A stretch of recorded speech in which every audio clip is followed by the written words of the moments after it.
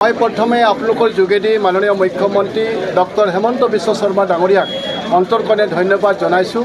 তেওঁৰ শক্তিশালী পদক্ষেপৰ বাবে আজি অসমত প্ৰায় 39খন সমজিলা অসমবাসী পাবৰ কাৰণে সক্ষম হৈছে।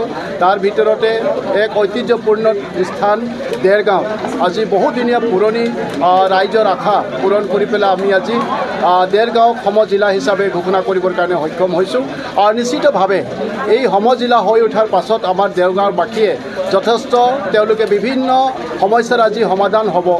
বিশেষভাৱে আজি বিভিন্ন কাৰ্যালয়সমূহৰ কাম কাজসমূহ আজি আমাৰ এই সমজিলাতে সমাধান হ'ব। সেয়া ৰাজহ হওক বা সেই স্বাস্থ্যৰ ক্ষেত্ৰতে হওক, শিক্ষাৰ ক্ষেত্ৰতে হওক ইত্যাদি বহুবিলাক বিভাগৰ কাম এতিয়া আমাৰ এই সমজিলাৰ কাৰ্যালয়তে সম্পূৰ্ণভাৱে সমাধান কৰিবৰ কাৰণে সক্ষম হ'ব। আৰু মই আশা কৰিছোঁ যে এই অঞ্চলৰ ক্ষীপ্ৰতাৰে উন্নয়নৰ দিশটো অগ্ৰসৰ হ'ব। কাৰণ আজি আমি সকলোৱে বিশেষভাৱে আমাৰ আয়ুক্ত ডাঙৰীয়াও থাকিব, তেওঁ দেখৰেখ কৰিব, আমাৰ বিধায়ক ডাঙৰীয়া থাকিব, সাংসদ ডাঙৰীয়া থাকিব। আমি সকলোৱে মিলি পেলাই আচলতে এই অঞ্চলৰ সৰ্বাংগীন উন্নতিৰ কাৰণে আমি কাম কৰিবৰ কাৰণে সক্ষম হ'ম। আৰু এটা অঞ্চলক উন্নয়নৰ ক্ষেত্ৰত নিশ্চিতভাৱে এনেকৈ ধৰণৰ ব্যৱস্থাবিলাকে আগুৱাই লৈ যাব। আৰু মাননীয় মুখ্যমন্ত্ৰী ডাঙৰীয়া সেই চিন্তাধাৰাৰে আচলতে ভাৰতবৰ্ষতে এক চানেকি দাঙি ধৰিবৰ কাৰণে সক্ষম হৈছে। আৰু মোৰ দৃঢ় বিশ্বাস যে দেৰগাঁৱে অসমৰ ভিতৰতে আটাইতকৈ এক শক্তিশালী সমজিলা হিচাপে আগবাঢ়ি যাবৰ কাৰণে সক্ষম হ'ব।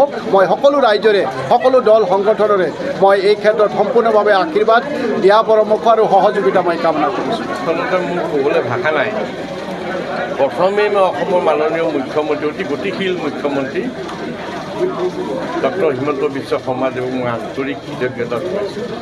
আৰু দেৰগাঁওবাসী ৰাইজৰ সহযোগত 1974 চনৰ পৰা আজিলৈকে নিৰবিচ্ছিন্নভাৱে মহকুমাৰ দাবী উত্থাপন কৰি থকা ৰাইজৰ মই আন্তৰিক কৃতজ্ঞতা জনাইছোঁ। আজি আমি সেই মহকুমাৰ দাবীতকৈও ওপৰত সমজিলা আমি আজি পালোঁ। গতিকে মই সকলো ৰাইজকে আন্তৰিক কৃতজ্ঞতা জনাইছোঁ আৰু আশা কৰিছোঁ আমাৰ এই দেৰগাঁও সমজিলাই অসমৰ 39খন সমজিলাৰ ভিতৰত 1 নম্বৰ সমজিলা হিচাপে আমি নিশ্চয় আমাৰ কাম আগবঢ়াই লৈ যাব পাৰিম।